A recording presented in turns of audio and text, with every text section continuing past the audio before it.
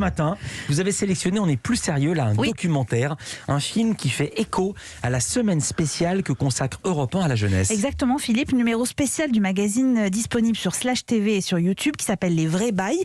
C'est présenté par Mathilde Sagère. L'objectif c'est de tenter de comprendre les conséquences de la crise sanitaire sur les jeunes et les étudiants en particulier. Donc il y est question de fragilité psychologique, de fragilité économique, d'absence de projet et parfois même de génération sacrifiée.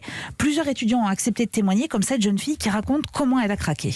J'ai pas réussi à tenir. J'étais en école d'ingénieur pour devenir géologue à la base et puis j'y arrivais plus. Impossible de me concentrer, impossible de gérer le travail, la vie perso et tout au même endroit. Donc j'ai préféré arrêter l'école, je me suis déscolarisée.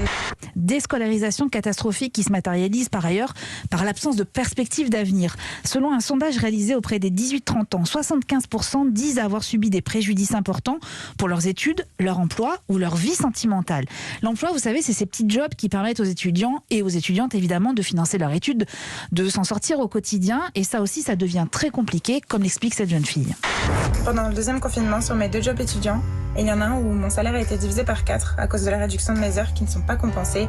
Et comme j'ai signé un contrat de vacataire, je ne suis pas éligible au chômage partiel. J'avais pris ce deuxième job pour financer mes études l'année prochaine. Or, aujourd'hui, sachant que je ne reçois que le quart de mon salaire depuis déjà 2 mois, je suis presque sûre que je n'aurai pas les moyens de financer mes études l'année prochaine, sachant que je suis déjà boursière et que je ne suis pas éligible à d'autres aides du gouvernement.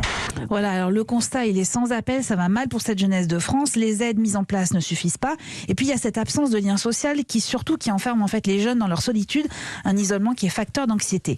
Mais là où le documentaire est plutôt malin et a une immense qualité, c'est celle de donner la parole aussi à des filles et à des garçons qui ont réussi à tirer une expérience positive de ce confinement, qui est vécu comme un temps de réflexion, un moment pour réfléchir à ce qu'on attend réellement de la vie.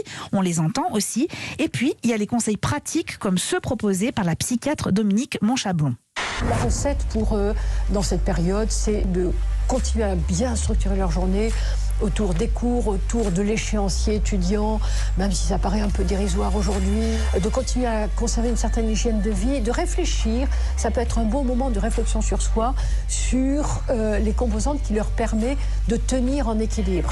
C'est une très bonne émission, ça s'appelle Les Vrais Bails, spéciale précarité étudiante. C'est à voir sur YouTube ou sur Slash TV. Et vous trouverez d'ailleurs dans le descriptif de la vidéo des adresses et des numéros de téléphone utiles pour toutes les aides psychologiques dont les étudiants ont besoin en ce moment. Merci beaucoup Eva Rock, merci beaucoup.